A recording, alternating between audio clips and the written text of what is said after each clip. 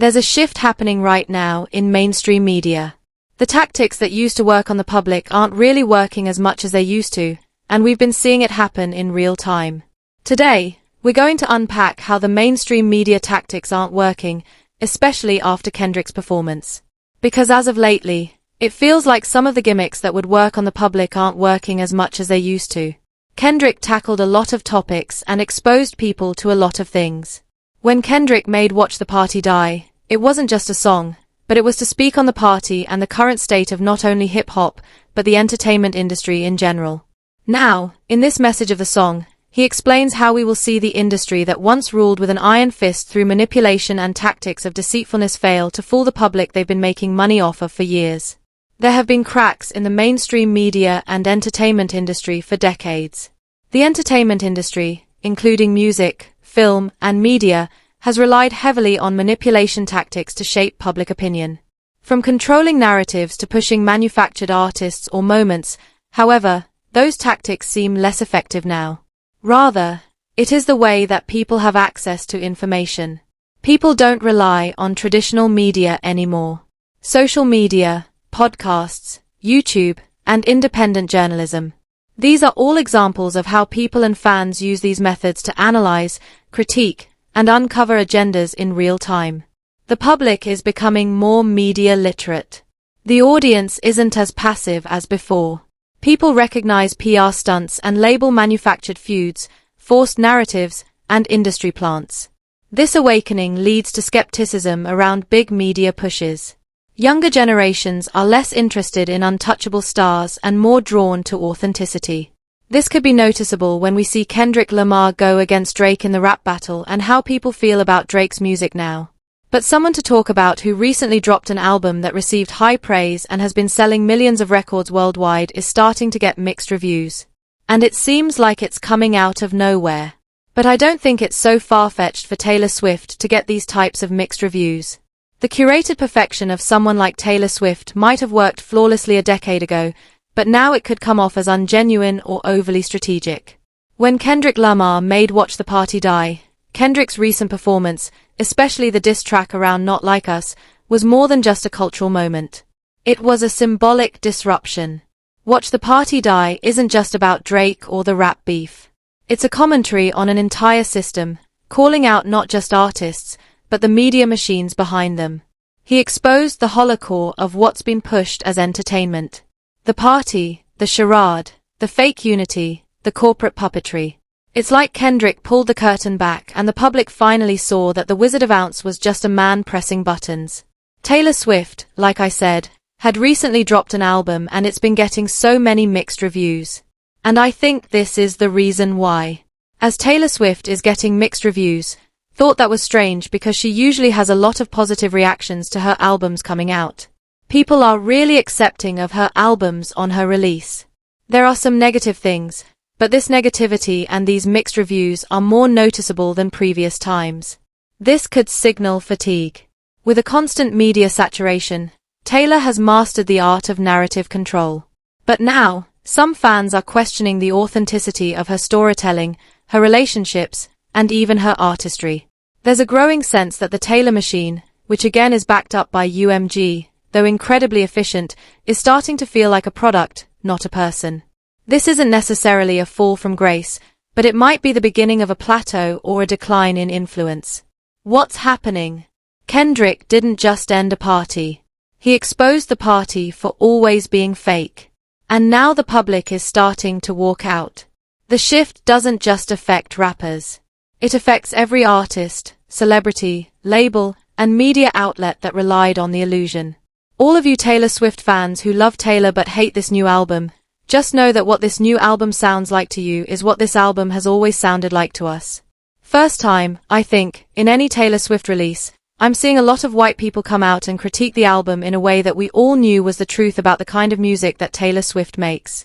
Taylor Swift makes music for people that don't like music. It's always been so plain and vanilla for me, and I'll die on that hill. Taylor Swift's new album. It's many things. Unfortunately, good is not one of them.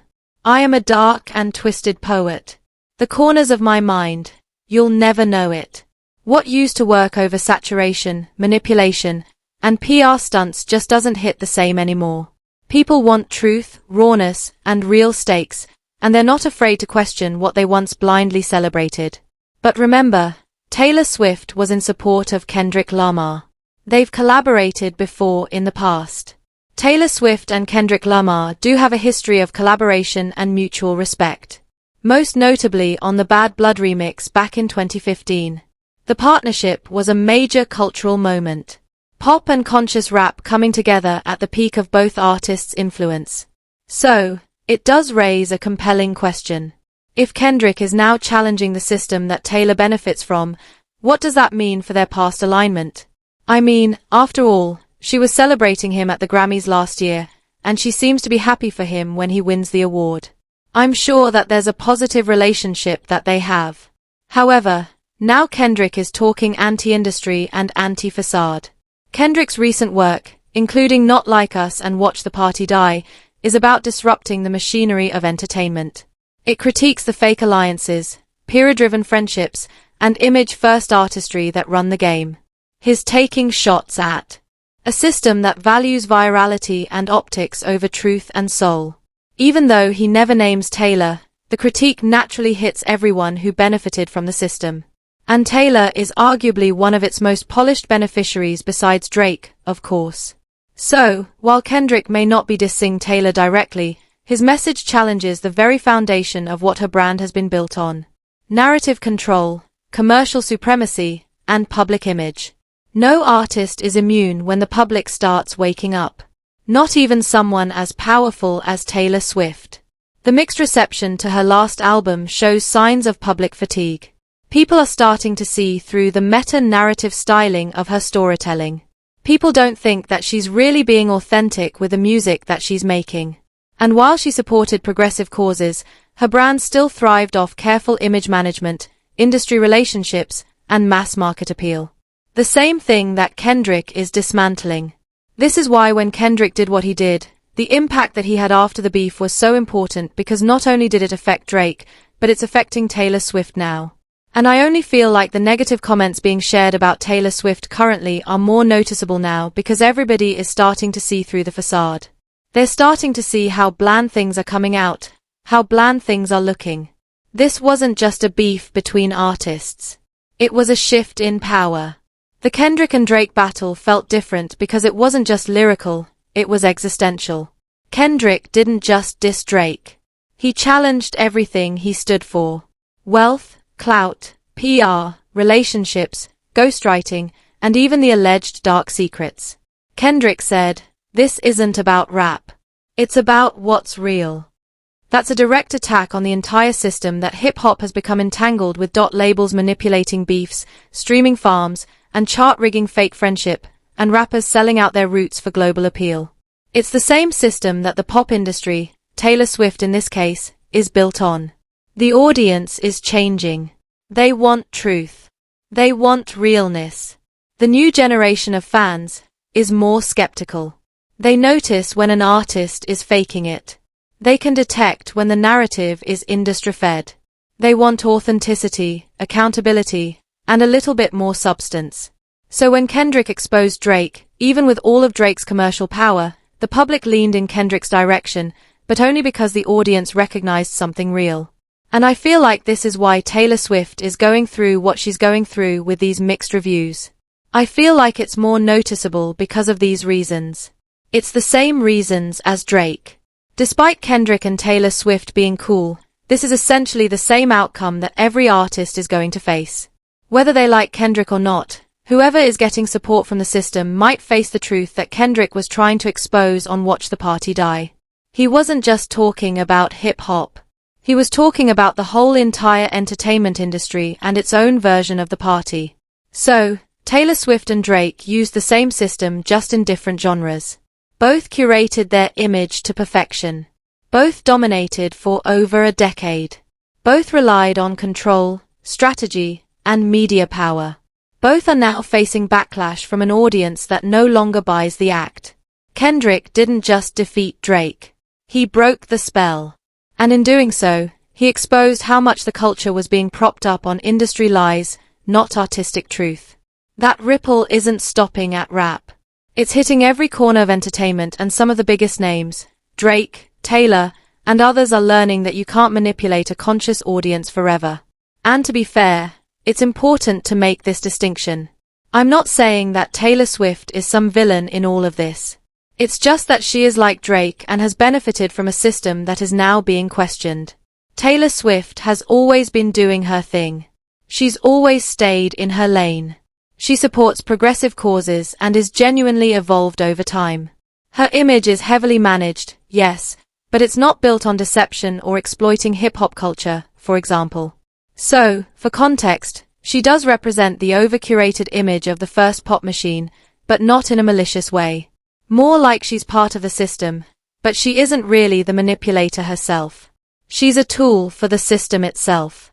And as far as Drake, he's always been accused of ghostwriting, fake alliances, exploiting multiple cultures, operating with calculated moves that often blur the ethical lines, pushing narratives, and all this stuff. Right? Kendrick's disc didn't just attack his music, but also his integrity, his image, and his proximity to real culture. Drake is someone who actively bends the system to stay on top, even if it means compromising artists or moral lines. Completely two different people, but again, the system is in their corner. Some, like Drake, may have crossed a line that can't be walked back. The nuance matters. So, I'm not just trying to point out Taylor Swift or any other type of celebrity. I'm just trying to point out how the system lifts certain artists up, how some play along, and how some push it too far. But you can tell me how you feel about this and get back to me, man.